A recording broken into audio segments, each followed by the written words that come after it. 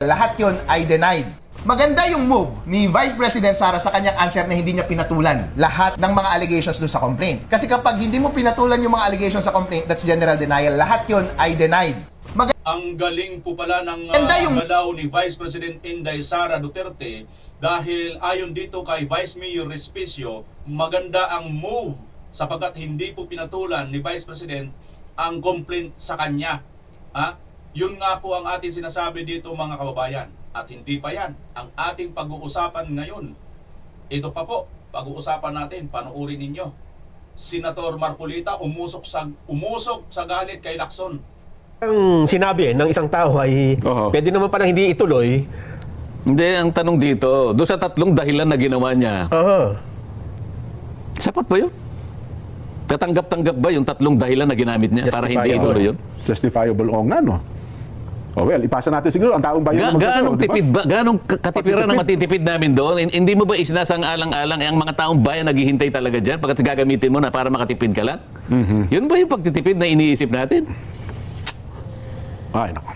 Yun ang pinag-uusapan natin. Sang-ayon ba kayo? Tatanggapin nyo ba yung tatlong dahilan na kanyang ginamit? Una, pagtitipid. Pangalawa, hindi na Isasubmit sana nung mama Hindi na sabi yung affidavit. Bakit April 7 mo dinate yung sulat mo? Samantalang yun ang deadline niya hanggang alas 5 ng hapon. Ganon. Sabihin, maaga pa lang alas 7, natanggap yung sulat.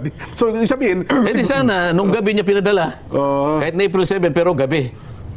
Nako, magagalit si Gob Chavit niya. Ayan po mga kababayan, si Senator Marcolita ay umusok po sa galit dito kay Lacson. Sapagkat itong si Lacson mga kababayan ay hindi po sapat ang ginamit na dahilan upang patigilin or hindi naman ituloy ito nga pong nagaganap or ginaganap or gagawin sanang hearing dito nga po sa flood control corruption. Ito pa rin po mga kababayan, talagang dito tayo mag-back to tayo hindi po natin bibitawan ito mga kababayan. Now ito, marami pong mga alingaw-ngaw, alingas-ngas, umuusok-usok kung ano-ano ngayon mga kababayan. Mayroong isa nakita natin sa social media mga kababayan. Nakakagulat. Ramon Tulfo bumaliktad na. Naku po, binira si Marcos Jr. Ano kaya ang sinabi nitong si Ramon Tulfo, no, na pambabanat dito kay Marcos Jr. Yan po ang ating aalamin sa araw na ito mga kababayan. Samantala, excuse me, sa mga ngayon pa lang nakabisita sa aking channel, nakikisuyo po ako na paki-like at paki-share ang ating video at paki-subscribe na rin, paki-pindot ang notification bell all para lagi kayong updated sa lahat ng aking mga upload. Sa mga datihan naman din, maraming salamat. Paki-share nyo na lang po at paki-like ang ating video. Maraming salamat sa inyo mga kababayan. Malaking tulong po yan sa amin ng mga content creator. At sinisigurado ko po sa inyo, wala pong bayad yan. Ang goal po natin bago magtapos ang taon na ito ay makaabot po tayo ng 500,000 subscribers. Ano ho? Tulungan nyo naman ako mga kababayan. Wala naman pong bayad yung ang ating pag-subscribe dito sa YouTube. Sa YouTube po wala pong bayad Sa Facebook po ang may bayad pag nag-subscribe kayo. Dito sa YouTube wala. Ayan po, 278,000 na po ang ating subscribers. Baka naman wala pong bayad yan. Paabutin nyo naman ng 500,000 bago po matapos ang taon na ito para mas matindi ang ating mga mas marami tayong supporters na kasama pagdating po ng 2028.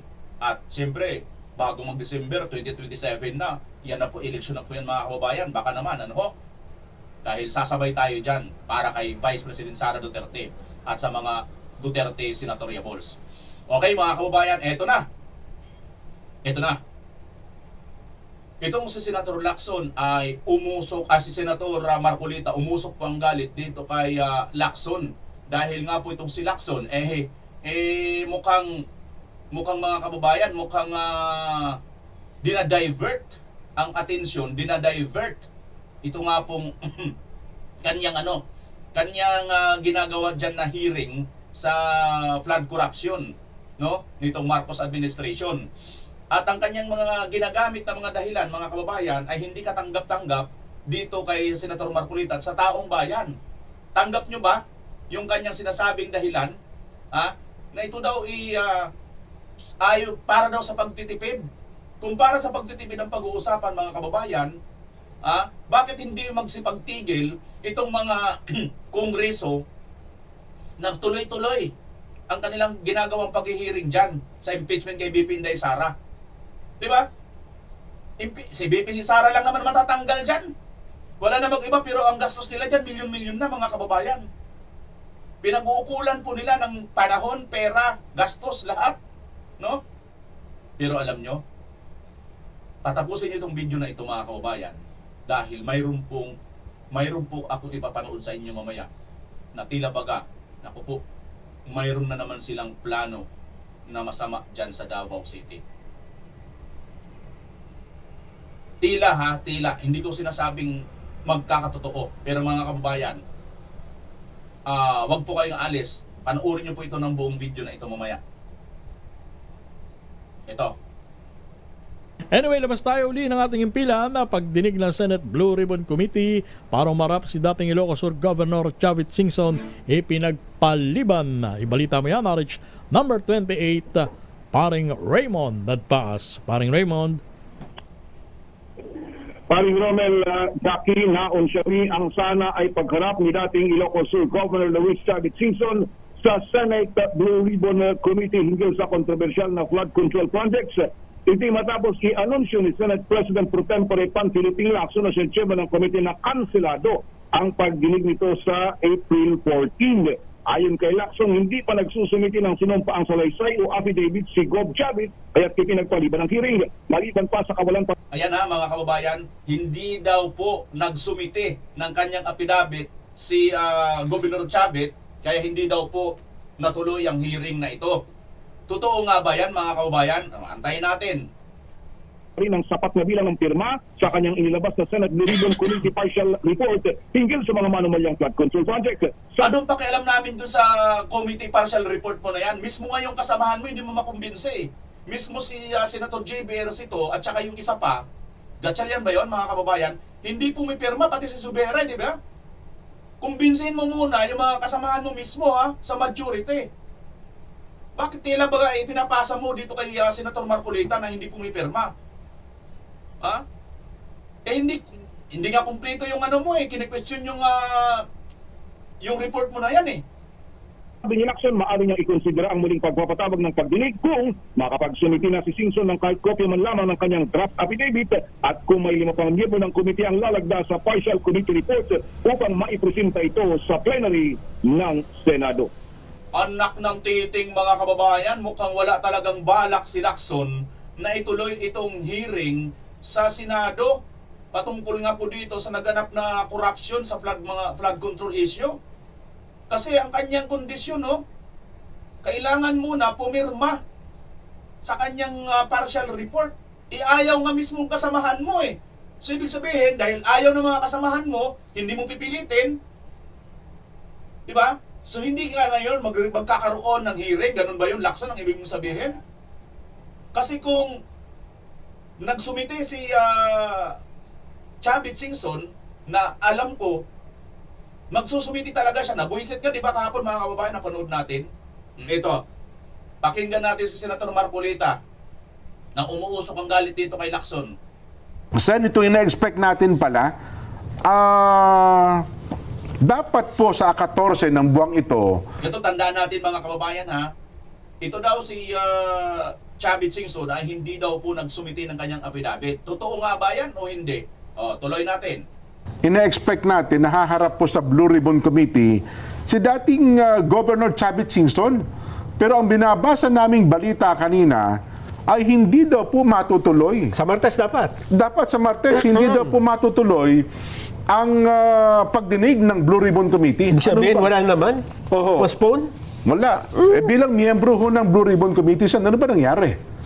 Inaabangan namin Parehong totoo yung sinasabi nyo. Okay. Inimbita talaga si Chavit. Gov. Chavit. Aha. At ang schedule yata ay April 14. Yes po. At totoo rin na sinabi nyo na dinifer yun until Opo. further notice. Ano? Yun ang mahirap. Hindi niyo ba tatanungin kung anong dahilan kung ba't na-defer? Ayan na. Ay, ano nga ho ba? Hindi, kasi tinanong ko, tumawag kasi sa akin yung isang kakilala namin, tinatanong niya, bakit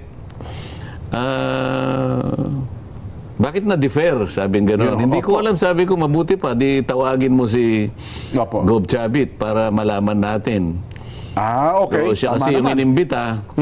Yung imbitasyon kasi base doon sa aking privilege speech, isa siya sa mga sinabi ko doon na isa sa mga dapat na iharap mo at tawagin sa hearing. Opo, Kung tama kayo. maalala ninyo, yung aking privilege speech ay tungkol sa mga tao na maaring pagkunan ng maraming ebidensya. Opo. Naalala natin yan mga kababayan. At dito nga, di ba, na-corner si Lacson dito ni Senator Marcolita. Kaya nga po nag-come up na ipatawag itong si Governor Chavit Singson na bantulot, ayaw na ayaw ni Lacson. Tuloy. Para ma-resolve natin kako itong napakalaking nakawan na nangyari sa ating bansa. So nagsimula ako kay Yusek Bersamin, Adrian Bersamin, Gob Chavit Singson, sinabi ko rin si Yusek Jojo Cadiz, sinabi ko rin si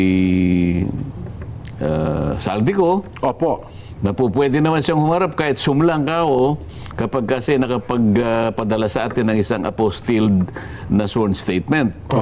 Pagkatapos ka ako ay hindi pwedeng hindi mo naman iharap para maimbestiga rin natin si former Speaker Martin Romualdez. Ayan, opo. Oo. Ayan. At pagkatapos nga ako, itong 18 ex-soldiers Yan. Opo. na lumantad kamakailan. So, mula doon sa pagtatalong yon, bigla na lang inimbita si Gob Chavit. Aha, okay. O yun ang pagkakaalam ko, 14. Pagkatapos nga, na-defer nga. Tinanong ngayon, nalaman ko na nakakuha siya ng sulat yung sulat na, yung sulat na imbitasyon na for April 14 at saka yung sulat naman na dinidefer. Si Gob Chavit po ito tinutukoy nyo? Si Gob Okay Chavit. po, okay. Oo.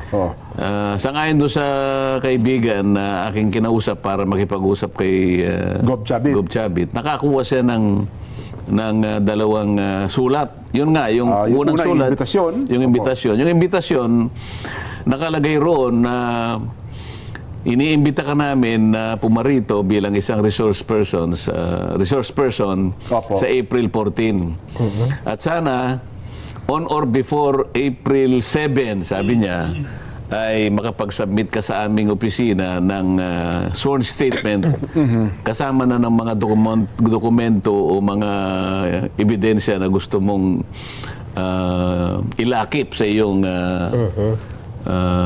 sworn statement. Opo.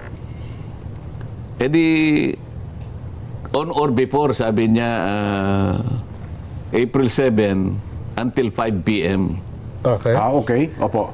Ngayon, nabalitaan ko, yung sulat na ipinadala uli kay Gob Singson, April 7 din, na dinidefer. Nako. Same day? So, na-receive yata ni Gob Singson, Opo. parang April 6 o kaya, parang umaga yata ng April 7, papunta na yata niya sa Senado para i-submit niya yung kanyang, Kanya affidavit. oo. Go. Yun yung kahapon mga kababayan. Napapunta na siya. Teka ipakita ko lang sa inyo. Ito yung sinasabi, oh. Tama sinasabi ni Senator Marcolita dito mga kababayan. Wait lang ha. Puntahan muna natin yung kahapon. Kahapon, ano natin yun? Ito pala yun. Kaya pala sinasabi ni Governor Chavit Singson, papunta na ako dun Hindi na ako pinapasok. Parang ganun, di ba? Ang sinabi. Asan na ba yun? Asan na ba yun? Yung kahapon. Yung kahapon, lumabas ka dyan, kahapon mga kababayan. Wait lang ha, hanapin lang natin yung kahapon. Ito ba yun? Ito ba yun? Hindi. Asan na ba yung kahapon? Sandali lang guys ha, mayroong kahapon Di ba? Anak ng pating nawala yata Kasi sinasabi ni Singson, hindi siya pinapasok. Hindi na siya pinapasok, di ba mga kababayan? Pero andun na siya. Andun na siya na yun din na sinasabi ni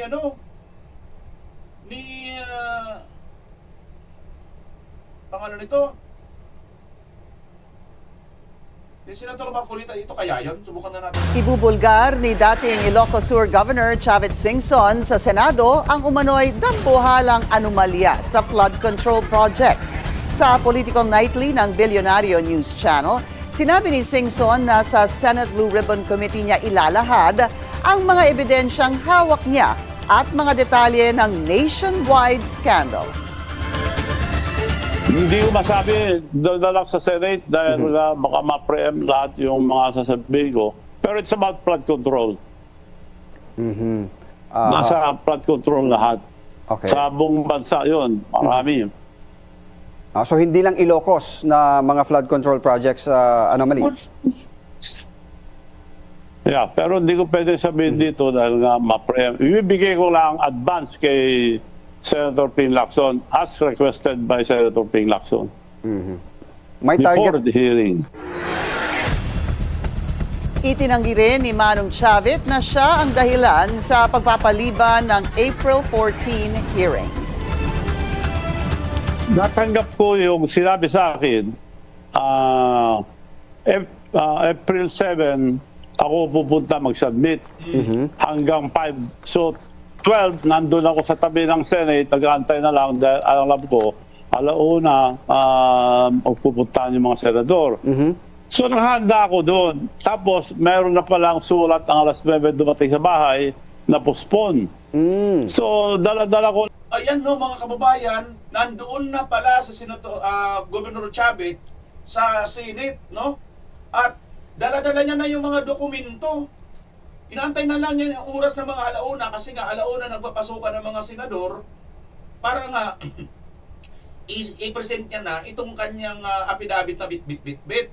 Kasi nga yung araw na yun, 7 ng April, kailangan niya na magsumite ng mga dokumento.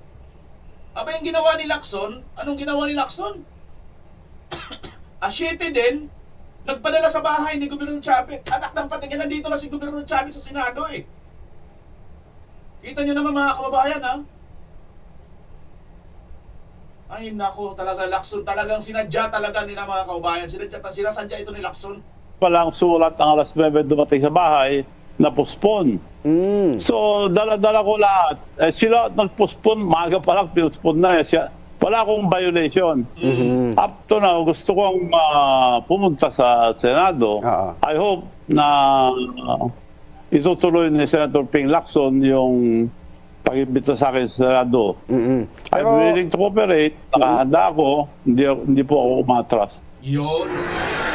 Matatandaang napospone ang pagdinig dahil sa hiling ni Blue Ribbon Committee Chair Panfilo Ping Lacson na affidavit mula kay Singson at dahil Yan mga kababayan ha. So si Lacson, si Singson na mismo ang ating naringgan na umaga alas 7 or alas 9 nagpadala daw ng sulat itong si Lacson sa araw na yon. Hindi ba dapat in-advance niya yan, pitsa 6 pa lang para hindi na makaluwas? Eh syempre galing pa ng Ilocos yan eh. Nagpadala ka na. Napansin niyo mga kababayan, di ba? Mayroon talagang dito eh. Mayroon talagang pag-iiwas si Lacson dito kasi nga isipin mo, si Chavit alam mo naman sa sa Ilocos pa yon, doon mo pinadala ng sulat. Pinadalan mo ng alas 9 ng umaga. Eh syempre nandito na yon. Dahil manggagaling pa ng Ilocos eh. Hindi naman isang oras lang yung yung biyahe. Halimbawa, sinasabi mo, Lacson, bibiyahe pa lang doon ng alas 6 ng umaga. Papunta rito sa Manila, Ilocos. Aba, mahaba-habang biyahe yan. Hindi kakayanin siguro ng 5 oras yan mula doon. Pangasinan nga lang, umaabot ng 4 na oras eh. Kaya ito mga kababayan, halatang halata itong si Lacson. Mukhang talaga, di ba dapat, sakto yung sinasabi ni Marcolita na dapat pitsa 6. Advance ka man lang ng isang araw para yung tao hindi pumunta, di ba, umasa. Ituloy natin si Senator Marcolita. And din, na dinidefer. Same day? So na-receive yata Same ni Gov. Singson. Opo. Parang April 6 ng o kaya parang umaga yata ng April 7. Papunta na yata diyan sa Senado para i-submit niya yung kanyang Affidavit. Oo. Okay. O ngayon nasabi, nakalagay sa sulat, nabasa ko, nire-reschedule natin itong ating itong ating hearing, sabi niya, at sometime parang dinidefer contingent on the mitigation of the national energy emergency. Nako mga kababayan, ito pala ang kanyang isa sa mga dahilan. Tatlo pala ito. Yung National Contingent on Energy Emergency. Ibig sabihin, kailangan magtipid sa enerhiya. Mga kuryente, aircon, lahat yan. No?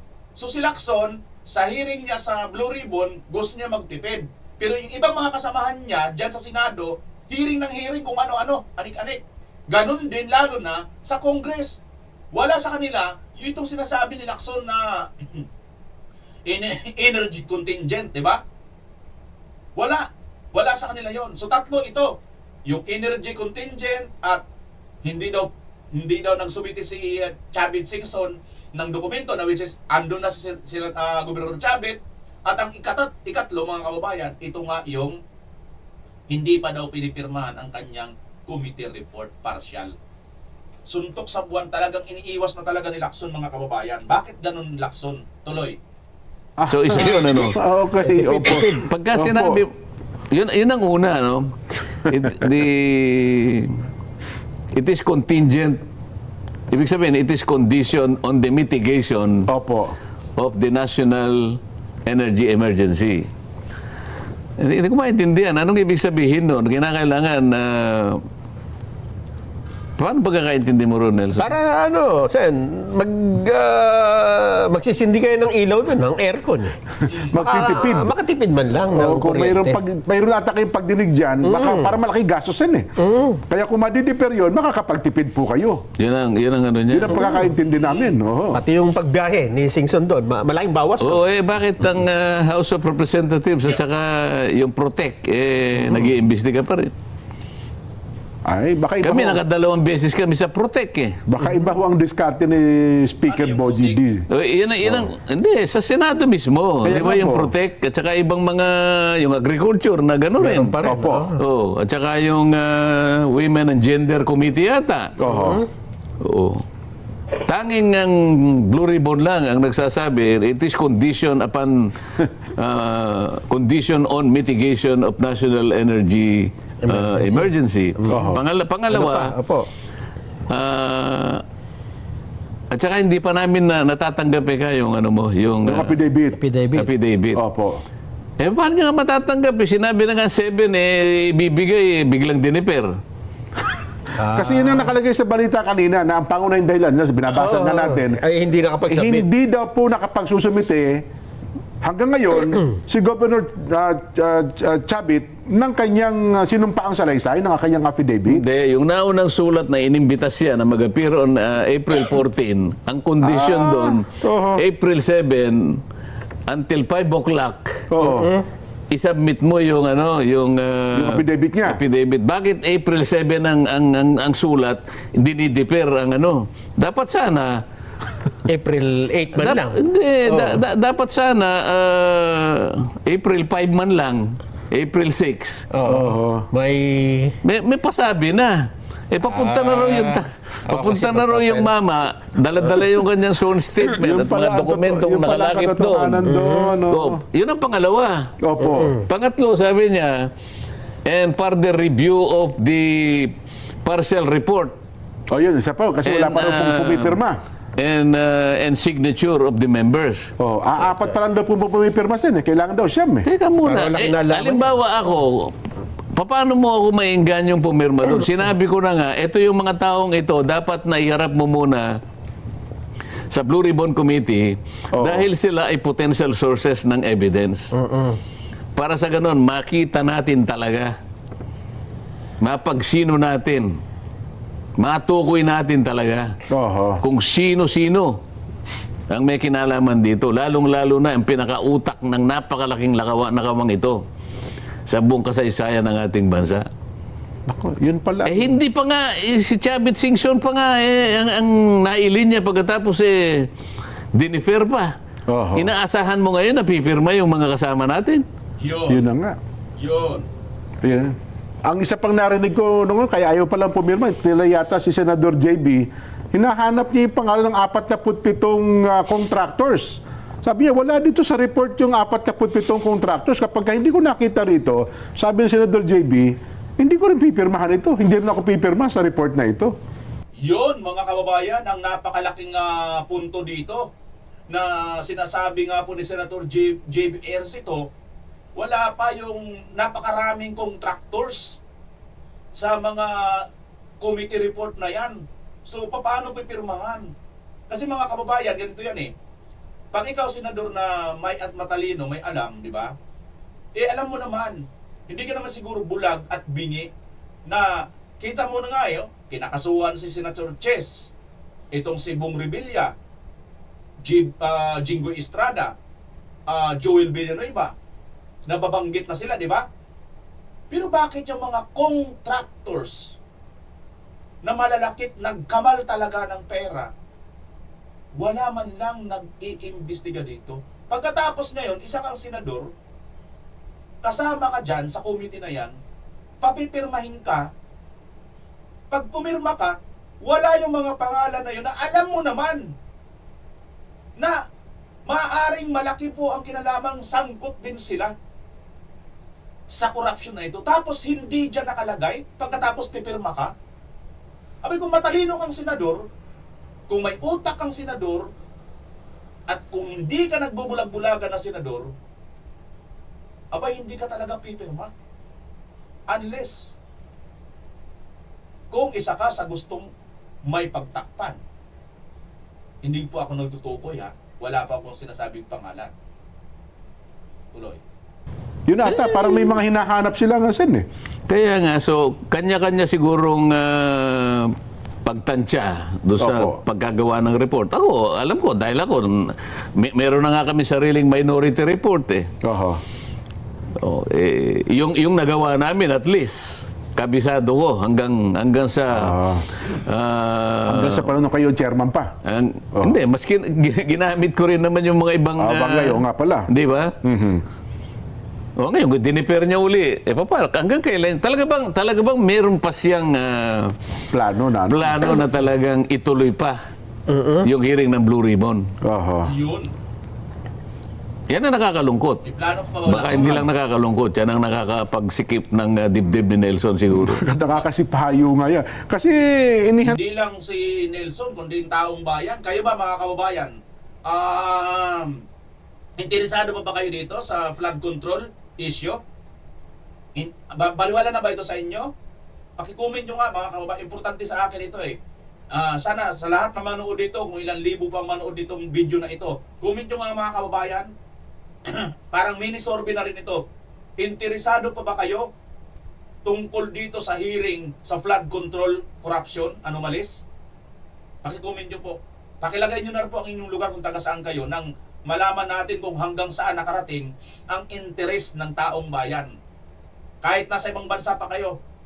Para malaman talaga natin mga kababayan kung hanggang saan ang interes ng tao patungkol pa rin dito sa flood control project scam.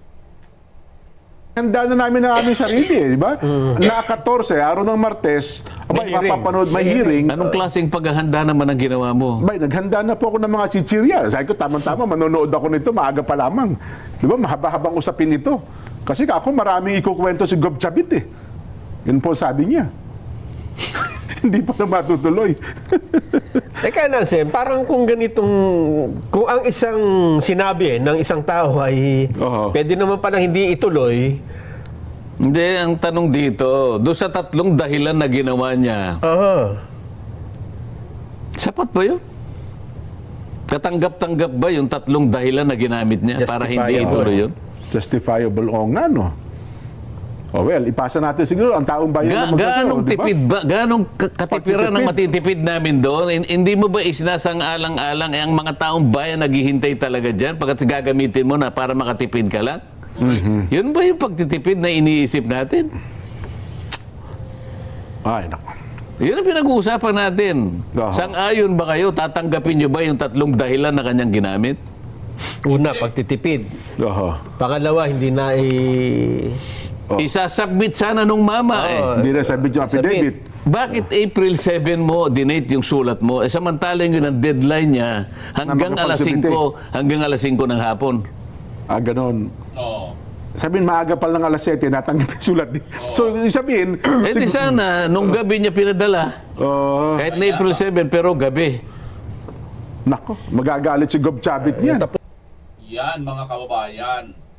Obvious na itong si Lacson ay pilit po talagang iniiwas na mapunta dyan si Governor Chavit Singson at lalo na nga itong mga dating mga Marines. Dahil bit-bit po nila ang mga matitibay na mga ebidensya na maaari pong magtukoy kung sino po talaga ang salarin na nagnakaw, nagkamal, nagdambong, nagsalapula ng pera ng bayan.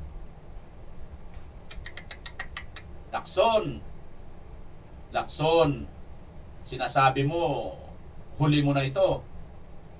Sinasabi mo, wala ka ng plano. Pero Lacson, ako naman, medyo gawin mo na yung best mo. Kasi napapaghalata ka na ng taong bayan eh. Ang dami pa naman sa'yo bumibilig noon. Ako nga eh, kahit papaano eh, may paghanga rin ako sa'yo noon, lalo na nung panahon nung ikaw pa yung chief of police, no? PNP chief, umanga rin ako sa'yo noon kasi kahit papaano eh, may matapang na PNP chief na disciplinarian, no? Iyan yung isa lang sa umano sa akin na tumatak sa akin kay Lacson eh. Aside from doon sa Kuratong Baliling case, no? Na kinasangkutan nito, mayroon pa pala yung Corbito Dacer, pero tapos na yata yun, absuelto yata siya dyan. Absuelto naman yata siya sa mga ito, pero no, yun yung mga maalala mo kay Lacson. Kuratong Baliling case, yung Dacer Corbito, kay double murder bang tawag doon? At ano pa ba? Ano pa bang mga issue kay Lacson na maalala ninyo mga kababayan? Ito na ngayon. Siguro ito na yung sabi mo nga, mag-iwan ka na siguro ng magandang legacy bilang isang politiko. Total, di ka naman talaga pinalad na maging presidente. 2 beses yata siyang tumakbong presidente, no? Itong si Lacson. So hindi po siya pinapalad mga kababayan. Ibig sabihin Lacson, hindi ka talaga gusto ng wala talagang tiwalang taong bayan sa'yo. So magkakaroon ng tiwala sa'yo yung taong bayan bago ka man lang bumaba bilang politiko at bilang senador, gawin mo na yung pagkakataon mo na ito. Pagkakataon mo na ito, katulad nitong si BBM sana, pagkakataon na niya ito na may bangon ang pangalang Marcos. Pero ang ginawa niya, sinira niya instead na ibangon niya. Mas lalo niyang nilubog. Hindi lang sa putik, kundi sa pusali itong pamilyang Marcos. Wala na pong Marcos mga kababayan na susunod. Dahil mas marami na po ang mga prinsipyong Duterte. Tatawagin na po natin, tayo ngayon po, mas maganda, tawagin na po natin prinsipyong Duterte. Ako, proud po akong prinsipyong Duterte. Na ibig sabihin mga kababayan, hindi plastic at hindi pa kunwari. Yan ang prinsipyong Duterte. Handang lumaban kahit alam niyang mahirap ang ipaglalaban niya, mahirap ang dadaanan niya. Pero dahil nga sa katotohanan, dahil nga sa tama ang kanyang ipinaglalaban, lalaban. Yan ang prinsipyong Duterte. At kalaban niyan yung mga mapag-aping mga oligarko at mga mandambuhalang mandarambong na mga politiko. Prinsipyong Duterte. Ang sarap siguro. Sarap nyo mga kababayan, ano? Prinsipyong Duterte. Tatak, prinsipyong Duterte. Okay mga kababayan, sige. Ito. Pag sinabi mo pang prinsipyong Duterte, hindi corrupt. Yan na kaagad ang maano mo. Pag sinabi mong prinsipyong Duterte, maayos ang governance. Pag sinabi mong prinsipyong Duterte, discipline. Pag sinabi mong prinsipyong Duterte, may isang salita. Pag sinabi mong prinsipyong Duterte, may word of honor. Pag sinabi mong prinsipyong Duterte, andyan yung Davao City. Disiplina, napakaganda ng lugar.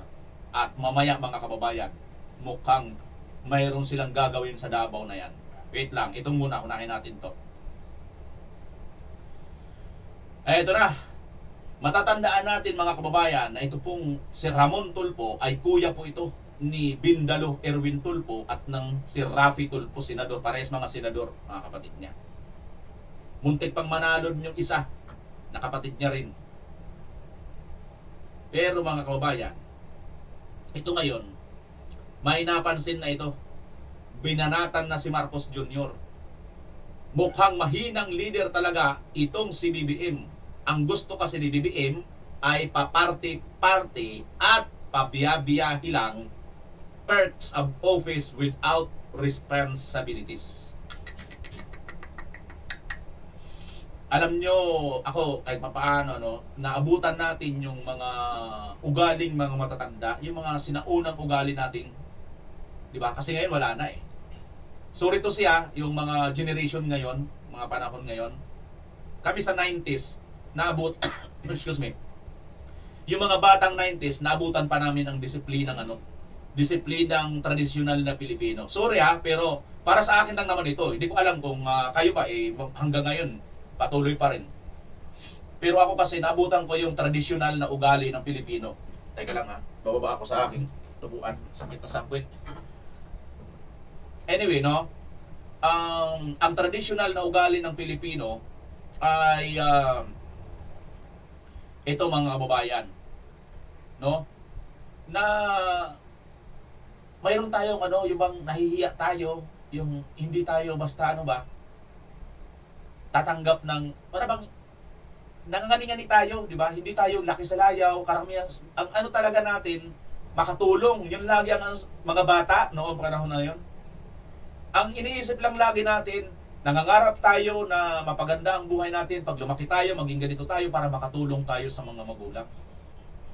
Pero mayroon din mga laki sa layaw, jeprox. Yun nga yung mga pinanganak, sabi nga nila, ginto ang kutsara. Or may kutsarang ginto. Excuse me, ng pinanganak. Ganito yan si BBM, mga kababayan. Siyempre, pinanganak ito, presidente na yung kanyang tatay yata eh. Di ba? Or congressman, o ano man, mayaman na sila. Hindi naman natin nakitaan ito kailanman na nagtrabaho ng private. Wala.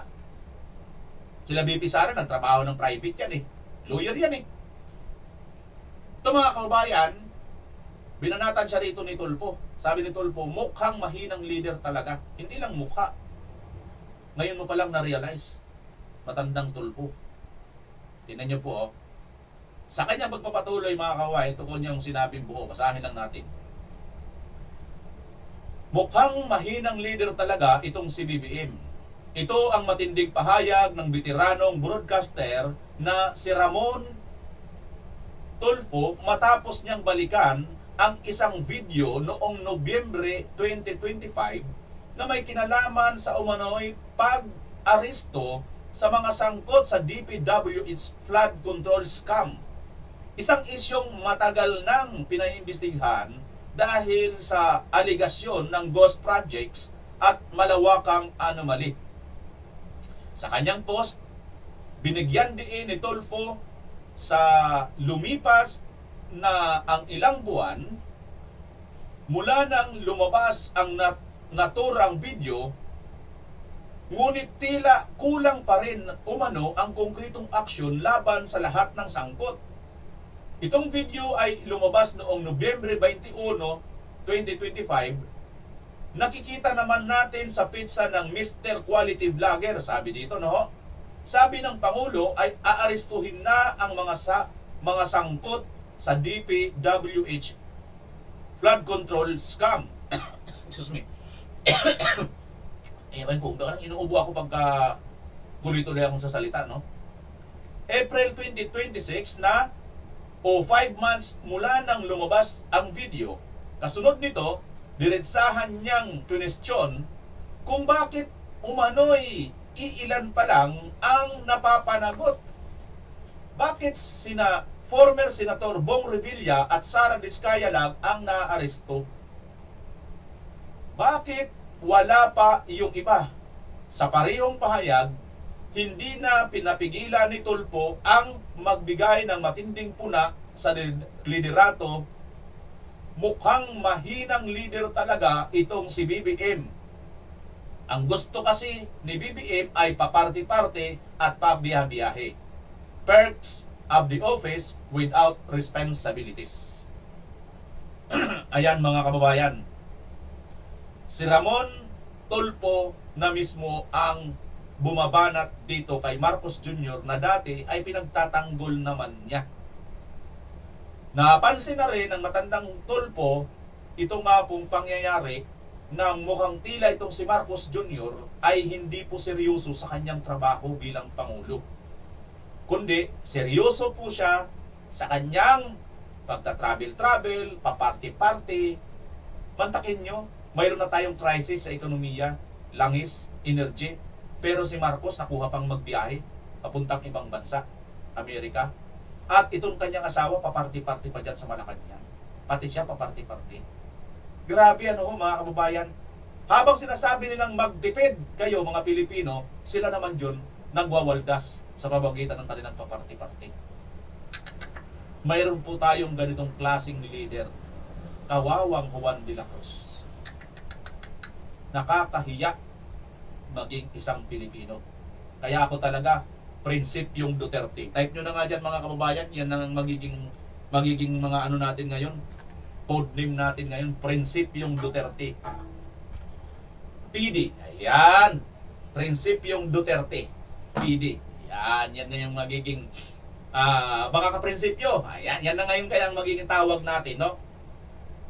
Magiging katawagan natin. Mga ka-PD. Ano ibig sabihin ng PD? Prinsipyong Duterte. Payag ba kayo mga kababayan? Dito sa ating channel, ang atin na ngayon mga pangalan, mga ka-PD. Pwede rin ka BMRPD. Prinsipyong Duterte. Excuse me. Okay. So ayan na. Mismo na itong si Ramon Tulfo ang nakahalata at nakapansin. At hindi na rin natiis na soplakin, banatan itong si Marcos Jr.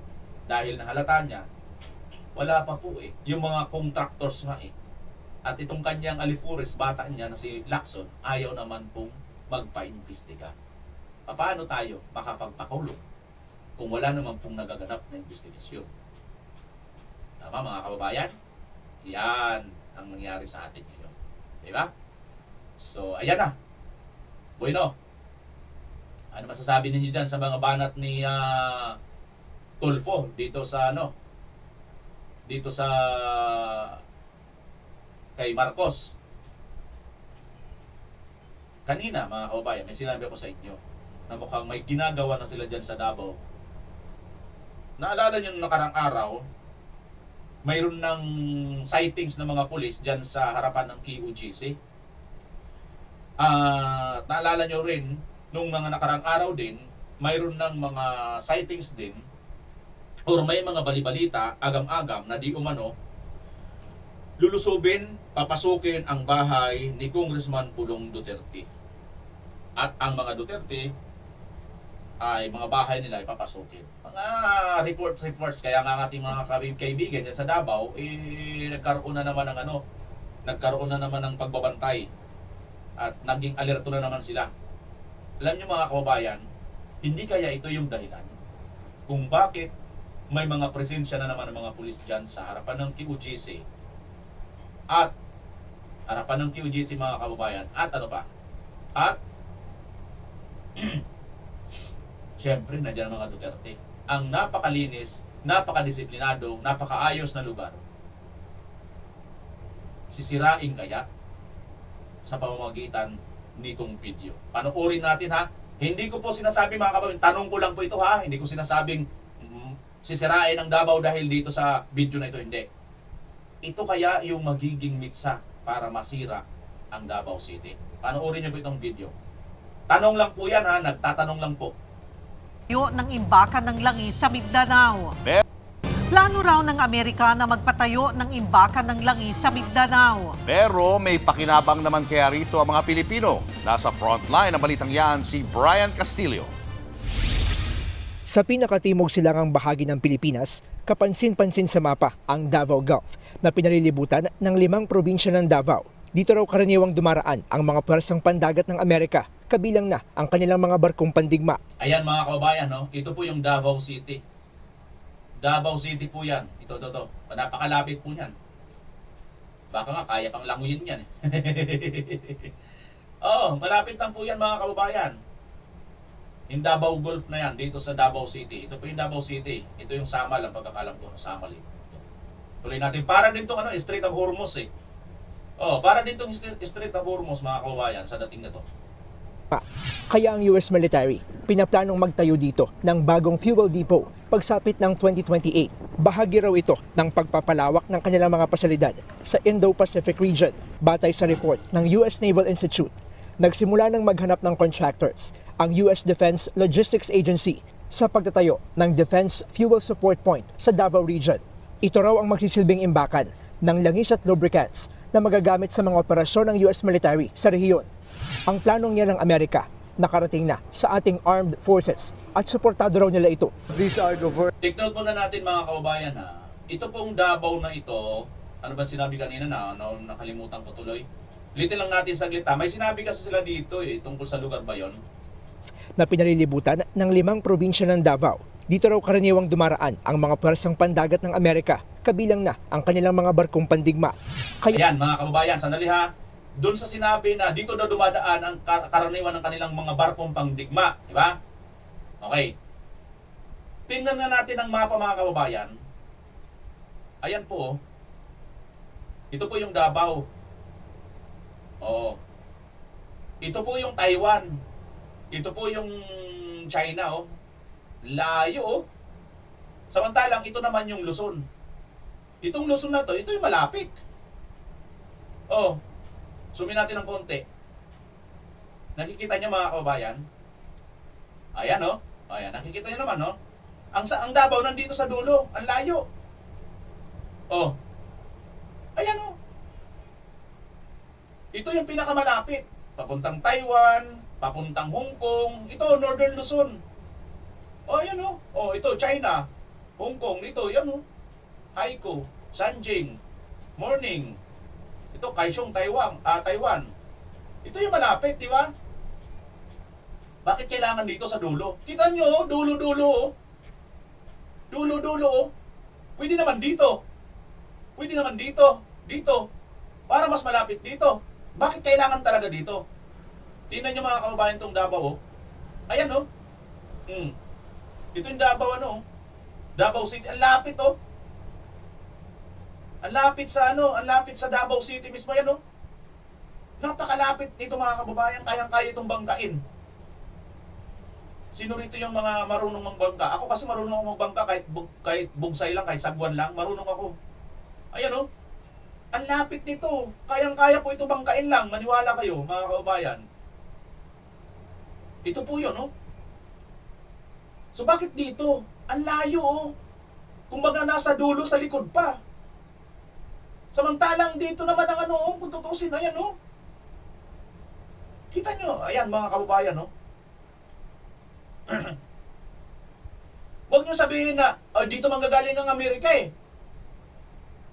Oo nga, pero mas di ba strategy kung dito mo ilalagay? Oh. Oh. Ano bang nandito?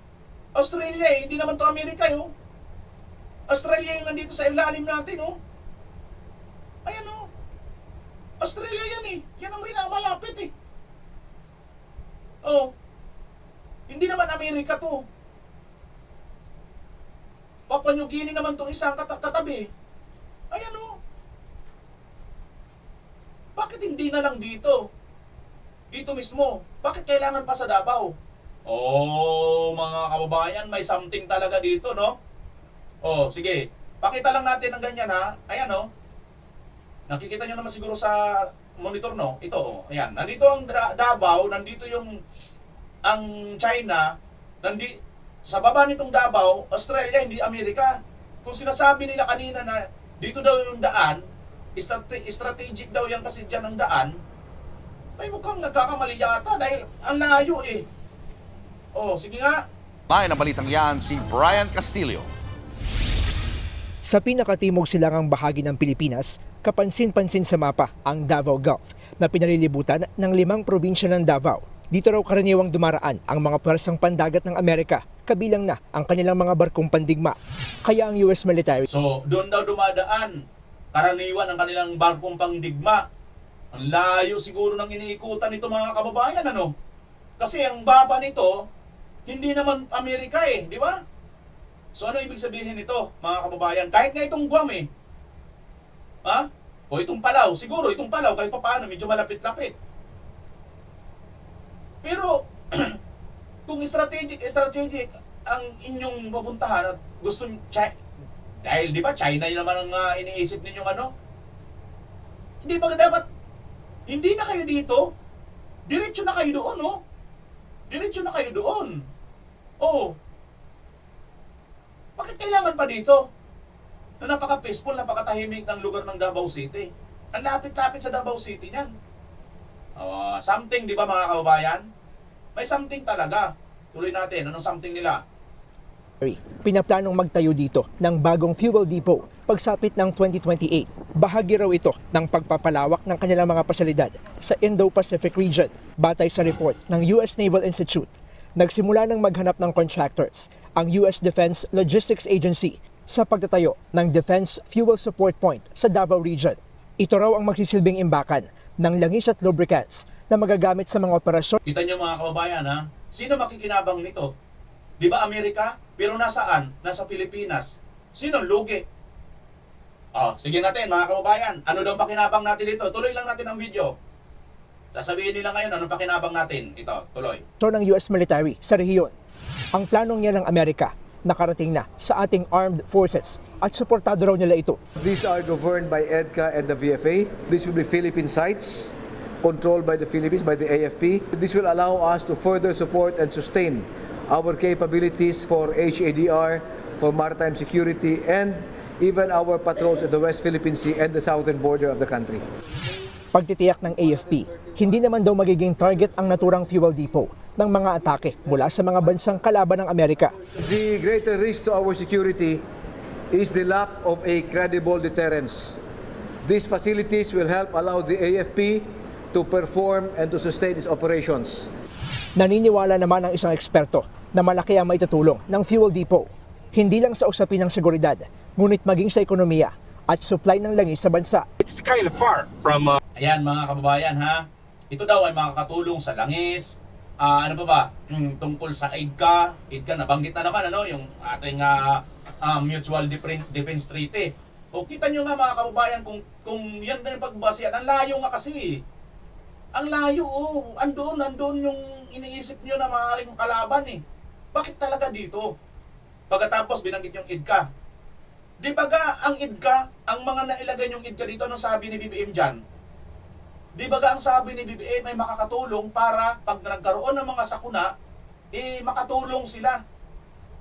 Panoorin natin mga kababayan. Di ba itong sabi ni BBM noon? Muling nilinaw ni Pangulong Bongbong Marcos na hindi paghahanda para sa anumang pag-atake ang pagdagdag ng EDCA site sa Pilipinas. Nagkataon lang din daw na sumabay ito sa tensyon sa pagitan ng US, China at Taiwan. Nagbabalik si Maricel Halili. The short answer is no.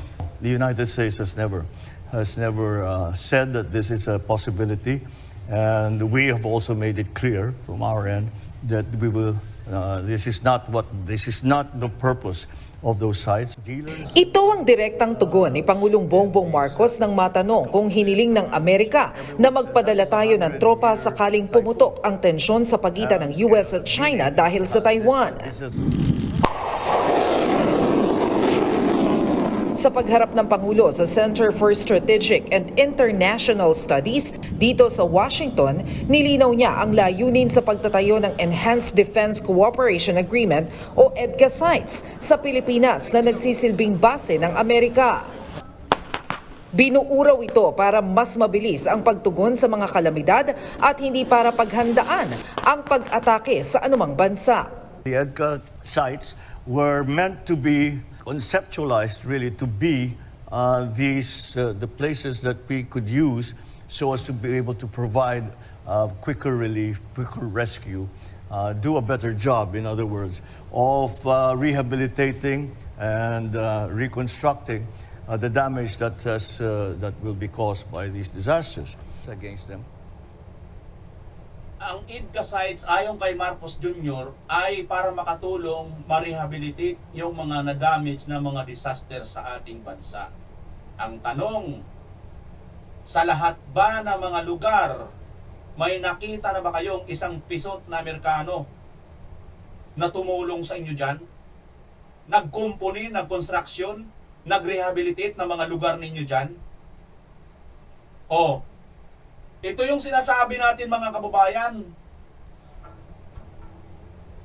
Ang tanong pa rin isa dito, bakit ang Amerika, parang tila baga, sila na ngayon ang, pag sinabi nila, wala na tayong magawa. Oh? Tingnan niyo mga kababayan, no? Plano ng Amerika, wala man lang tayong ano? Ano ito? Amerika na ba tayo? Amerikano pala tayo? Report ng US Naval Institute, nagsimula ng maghanap lang na ang kanilang mga barkong pandigma. Kaya ang US military, pinaplanong magtayo dito ng bagong fuel depot pagsapit ng 2028. Bahagi Nagpaplano na ang US na magtayo dito ng oil depot at kung ano-ano pa. Hindi natin alam. Sakop na pala tayo ng Amerika. raw ito ng pagpapalawak ng kanilang mga pasilidad sa Indo-Pacific region. Kita mo? Sila na ang magpapalawak ng kanilang mga pasilidad. Bakit? Pag-aari ba tayo ng Amerika? Pagkatapos, hindi natin mariringan ng Pangulo. Di ba dapat ang Pangulo magsasabi na, ang mga Amerikano magpapalawak ng kanilang mga pasilidad dito sa ating bansa? Ayun ko, mga kababayan, hindi po ako abogado, hindi po ako maalam tungkol sa mga ganitong international policy, pero hindi ko alam pero sa tingin ko lang parang may mali dito eh. Dahil hindi naman siguro tayo under ng Amerika, di ba? Bakit parang tila pag nagsalita sila, parang isang ginto na katotohanan na, mangyayari na? Atay sa report ng US Naval Institute, nagsimula ng maghanap ng contractors ang US Defense Logistics Agency sa pagtatayo ng Defense Fuel Support Point sa Davao Region. Magtatayo na sila dyan sa Davao Region ng kung ano-anong facility, hindi alam ng mga Pilipino. Mga kababayan, ewan ko pero parang mayroon akong nararamdamang kakaiba dito. Mga taga Davao, payag ba kayo dito? Okay ba ito sa inyo? Tapos sinasabi nila na hindi naman daw ito magiging target. Anak ng pating, digmaan po ang mangyayari pag nagkalimbawa nangyari ang digmaan. Sasantuhin pa ba yan ng bomba?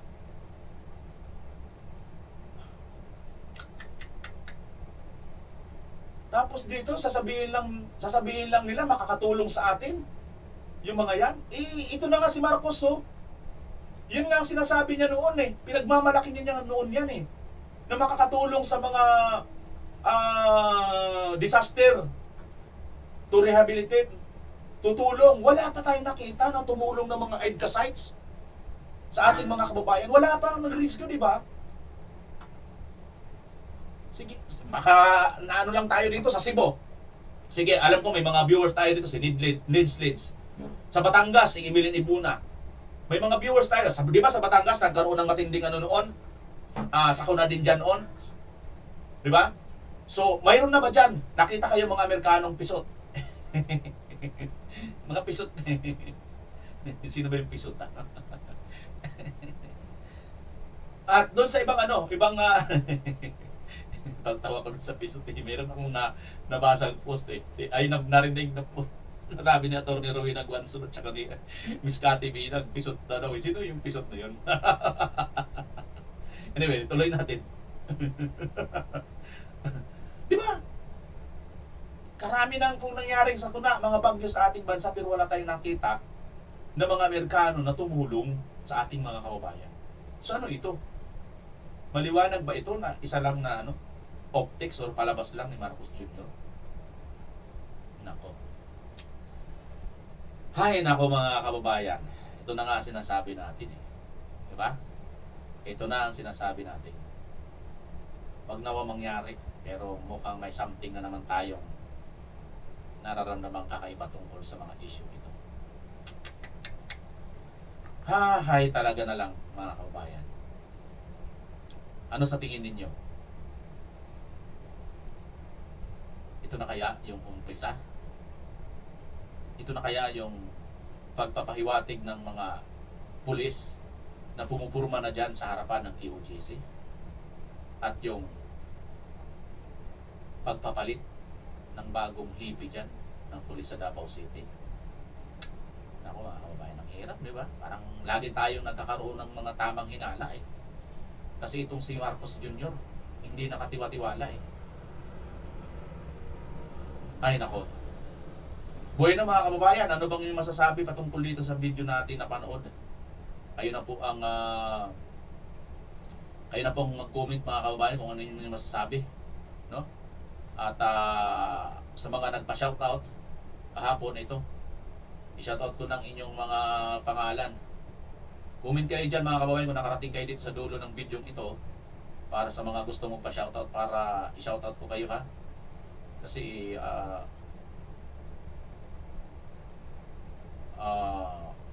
sa mga nakarating lang dito sa dulo ng itong video ito, kasi ito yung aking matter, no, na para ibalik ko rin sa inyong panonood.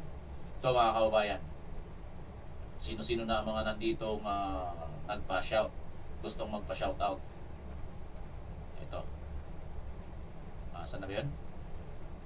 Ito na mga kababayan, ito na. Sino-sino yung mga gusto mong pa-shoutout? Bakit yun?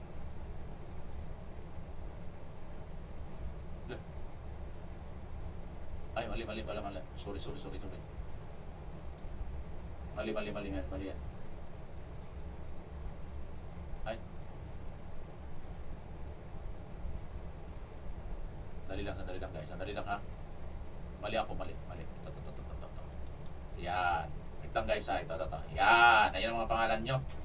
Sino-sino ang mga nagpa-shoutout?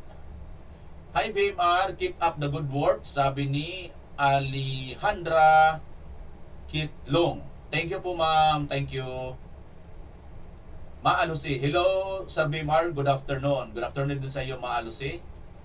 Daal Quirino. Good PM sir. Buhay pa ba sir? Wala na siguro siya ng nakayahan mamuno sa ating bansa. Dapat palitan na natin. Sabi niya. Sabi ni Daal Quirino. Wala na daw kakayahan. Katunayan BMR, sa bus ako ngayon papunta sa ospital. Ako'y nanonood sa mga balita dito sa channel mo, watching from London, United Kingdom. Sabi ni Hariraj Jula. Ingat po kayo mama sa pagbibiyahe. Salamat po at lagi po kayong nakatutok, no? Babs, maayong hapon, watching from Manila. Ayan si Babs. Saan ka Babs sa Manila? Bisaya ka di ay? Ako dili man ko Bisaya, di ko kasabot. Sir Bimar, ang lutong niyo pong tumawa. Sana si VP Inday Sara na ang maging president ngayon na, watching from Geneva, Switzerland. Kayo naman po, Ma'am Ritis Liv ba to? Hindi ko masyado Ritis Liviv. Maraming salamat po. Shoutout po sa inyo dyan sa Switzerland. Kayo naman po ay napaka-sweet. Hello VMR, sabi ni Ate Charilo. Hospicia Tayuni, good job Attorney Kaufman, we are with you always. Totoo yan Sir VMR, sabi ni Marcelino YT Vlog. Rimonda Nuyana, shoutout BMR, watching from Cagayan de Oro City. Ayan, malapit na kayo magkaroon dyan ng uwil Robin Hood TV, kaya naman pala tahimik mga pare, sabi niya. Shoutout sa inyo pala, Rimonda Nuyana sa Cagayan de Oro City. Yes, Duterte, mahal namin yan, sana walang bawian, ilabas na ni BBM kulong, sabi ni Flor Ambadang. April 8 to 51 AM, ano ito? Sabi ni Florisco. Israel Arcillo, VMR in PE na singiwi, kaya gusto niya makilala si Mary Grace Piatos, baka pakakasalan na niya. No. Loyalist, are you happy? Sabi ni Gabriel Galang. Rosalita Mamintim, no way, hindi ko gusto si Bam Aquino. Ayan. Alam naman namin ang galaw nila, kaya hindi ako bubuto kay Bam, sabi niya. May karma yan at malapit na ang hatol ng bayan, sabi ni Rudy Malabanan. Pare-pareho buksan ang mga bank account ng mga politiko, sangkot na korupsyon. Fair ang laban, sabi ni Cerilyn Nario Arroyo.